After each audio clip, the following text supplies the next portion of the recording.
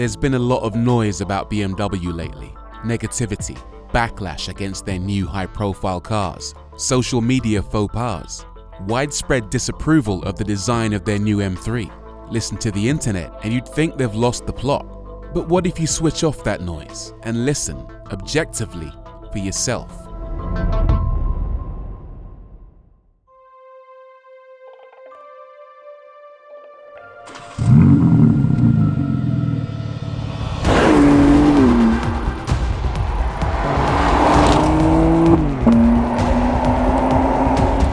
This is the brand new 6th generation BMW M3. And I can't think of another car that's as controversial, yet as anticipated, as loved, yet as hated as this thing.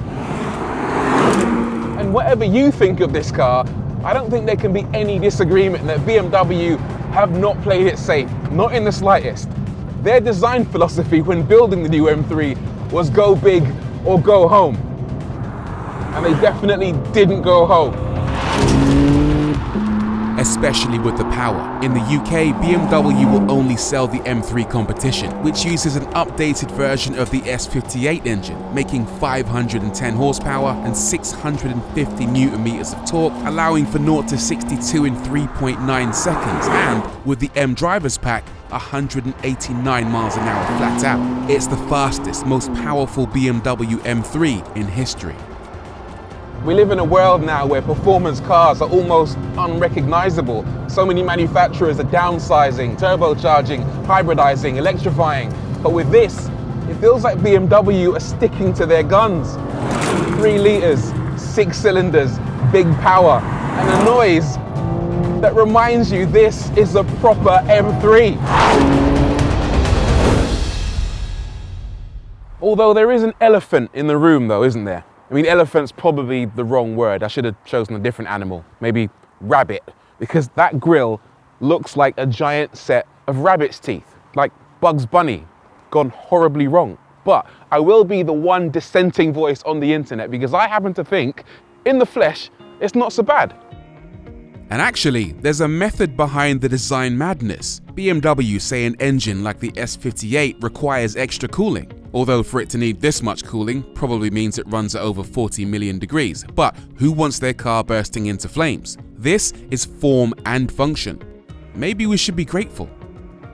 I also really like these headlights. These are the optional laser lights. I love the blue accents inside, that really sculpted design, and how dark it is inside there. It just looks super menacing.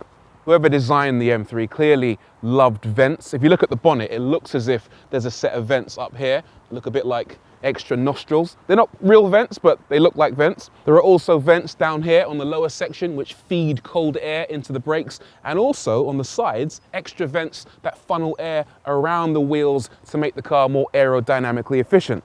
This has a couple of different wheel designs and wheel finishes, and weirdly, I like all of them. It's unusual for a manufacturer to release a new car with new wheel designs, and I don't have a problem with any single one. But BMW have absolutely nailed it. You get 20s at the back and 19s at the front. Personally, I would have preferred to see 20s at the front as well because these 19s look a little bit lost in this front wheel arch. Michelin Pilot Sport 4Ss. In terms of brakes, you have a choice of either carbon or steel. If you go for steel, you get 380mm discs at the front, while the carbons are 400mm. If you get the carbons, you save around 15 kilograms of weight all around, and you get some snazzy gold calipers. If you get the steel brakes, you have a choice of either red, black, or blue. As for the rest of the car, this one has the carbon pack, so you get carbon everywhere, carbon on the front grille, carbon on the wing mirrors, carbon roof as standard, as well as some glossy black elements, including down here on the sills and on this M badge. This is the M3, of course, which means that it's a 4-door, and I can confirm that there is loads of legroom and loads of headroom inside this car.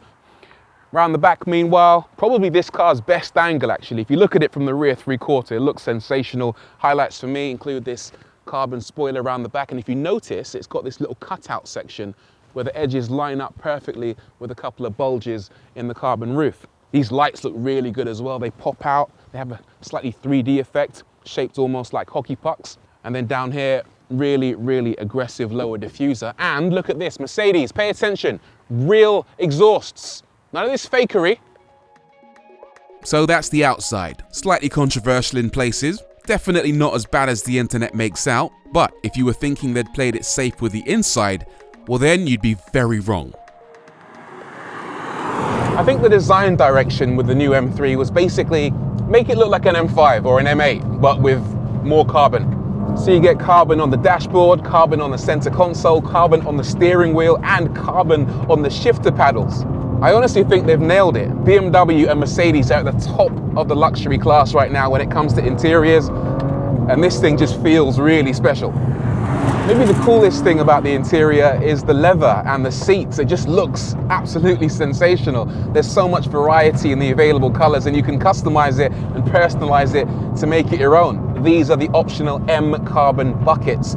They look amazing, but the best thing about them is that even though they're carbon, you can still adjust them, and they're actually quite comfortable. The actual seat position is really good. There's so much adjustability. You can slam them on the deck to get a real sense of being connected with the car. Huge amounts of adjustability in the steering wheel. The M3 comes with acoustic glass on the windscreen and on the front windows, basically double glazing that helps to keep out as much of the noise as possible. Do I need it? I'm not sure I do in this type of car. In fact, I'd like to be able to hear a little bit of that engine, but it still sounds pretty decent. As for the ride quality, well, earlier on I moaned a little bit about the fact that it's got 19-inch wheels on the front, but I think they've played a bit of a blinder with that because it's actually got a really, really nice ride, and I think having 19s plays a big part in that. So many modern performance cars have huge 20-inch wheels and bigger, and they feel really abrasive, really brittle. BMW X3M in particular. So I was a little bit worried about this car before I got into it, but no, it rides really nicely. It's really comfortable, really smooth, and it's a lot of fun.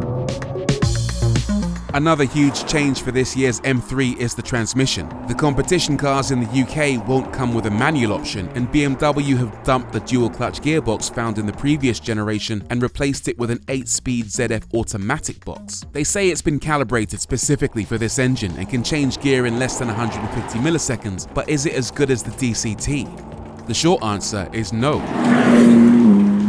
They still have the Drive Logic selector system on the gear shifter, and you can choose the aggressiveness and speed of your gear shifts.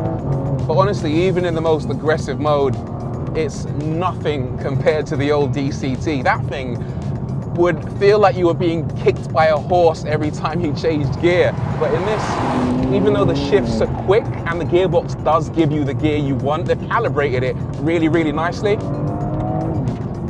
I think it's not quite as fun as having a DCT. I'll tell you what, that engine more than makes up for the transmission though. It's an absolute animal. You get peak torque of 650 Newton meters between around 3,000 RPM and 5,500, but peak power comes in at just over 6,000 RPM, so it really pays to keep your foot planted and just ride that surge of RPMs up towards a glorious crescendo of power. I know it's a turbocharged engine, but it's doing a really decent impression of a naturally aspirated one. Bravo BMW for this unit. You can drive your M3 in a number of ways. Push the M mode button and you can choose between road, sport and track. Road gives you a surprisingly smooth, chilled ride, while sport and track give you increasing levels of aggression from the brakes, throttle and dampers. Regardless of what settings you've applied, the car always feels so much fun to drive. It doesn't deliver the last word in steering feedback, but you can feel the grip levels on the front end, which goes a long way to trusting exactly what this car is going to do in the middle of a corner. It feels like it has this low center of gravity, partly down to that carbon roof, partly down to the driving position. So when you're in the car, you feel really connected to the thing. There's no body roll, the steering is fast without being too hyperactive. And it's playful, it really is. You put your foot down coming out of a corner and it wants to light up the back wheels. I'm gonna hold off giving it a definitive verdict because I don't feel like I've spent enough time with this car to really get under the skin of this thing. But what I can tell you is that on first impressions, I think they've done a tremendous job with the M3. Not that there was any doubt really. They couldn't afford to fail with this car. And the scary thing is, it's only going to get better. They also do an M4, a two-door version. They're going to do an M3 Estate. They're going to do a forthcoming X-Drive version, which gives you all-wheel drive, which is switchable to two-wheel drive, which means this car is going to be the gift that keeps on giving. BMW's recent decisions, especially when it comes to design direction or their social media faux pas, have been questionable. Some of the chatter on Twitter, Instagram, and in YouTube comments isn't totally unfounded. But forget the comments, forget the hatred, because the bottom line is that the M3 proves that BMW can still deliver cars that are brave, bold, forward-looking, and most importantly, fun.